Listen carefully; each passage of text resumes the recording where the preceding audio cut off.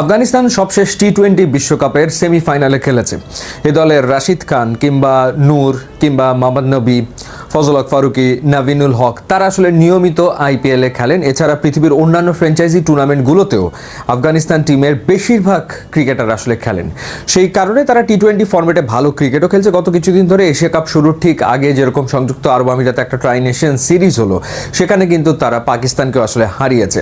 তো রিসেন্ট সময় তাদের টি-20 পারফরমেন্স ডেফিনেটলি ভালো, কিন্তু দলটার ভেতরে ওভার কনফিডেন্ট ভাবটা কিন্তু ডেফিনেটলি আছে এবং সেটা মাঝে মাঝেই তাদের কথার ভেতরে আসলে প্রকাশ পায়। যেমন সোশ্যাল মিডিয়াতে আসলে দেখছিলাম রাশিদ খান নাকি বলেছেন যে কারিম জানাত তিনি সাকিব আল হাসানের চেয়ে বেটার অলরাউন্ডার। মানে কার সাথে কার তুলনা, কিসের সাথে কিসের তুলনা? সাকিব আল হাসান যেই সময়ে পৃথিবীর বিশ্বসেরা অলরাউন্ডার হয়েছে তখন আফগানিস্তান আন্তর্জাতিক ক্রিকেটে মাত্র পা রেখে তারা আসলে নিজেদের একটা অবস্থান তৈরি করে নেওয়ার চেষ্টা করছে। সেই সময় সাকিব আল হাসান বিশ্বসেরা অলরাউন্ডার।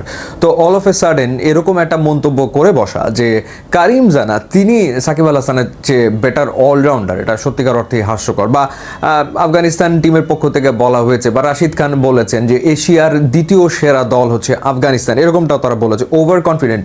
র্যাঙ্কিংয়ের দিকে যদি আমরা তাকাই, সেখানে 7 নম্বরে রয়েছে শ্রীলঙ্কা, 8 নম্বরে রয়েছে পাকিস্তান, এই মুহূর্তে 9 নম্বরে রয়েছে বাংলাদেশ এবং 10 নম্বরে রয়েছে আফগানিস্তান, আর ইন্ডিয়া রয়েছে 1 নম্বরে।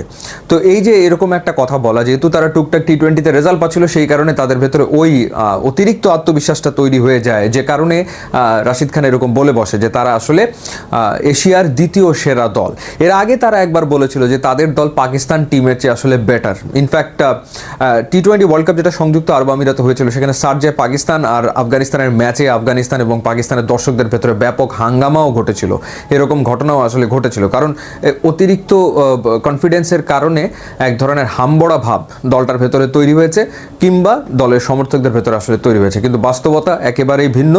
অনেকেই ভেবেছিল যে হ্যাঁ, আফগানিস্তান এবার ডেফিনেটলি এবার এশিয়া কাপে অনেক ভালো করবে, সুপার 4-এ তারা খেলবে বা তারা ফাইনাল পর্যন্ত যেতে পারে, কিন্তু আসলে বাস্তবতা একেবারেই ভিন্ন। এবং এশিয়ার দ্বিতীয় সেরা দল হিসেবে নিজেদেরকে দাবি করা আফগানিস্তান পরপর 2 ম্যাচে বাংলাদেশ এবং শ্রীলঙ্কার কাছে হেরে তারা আসলে সুপার 4-এই খেলতে পারছে না।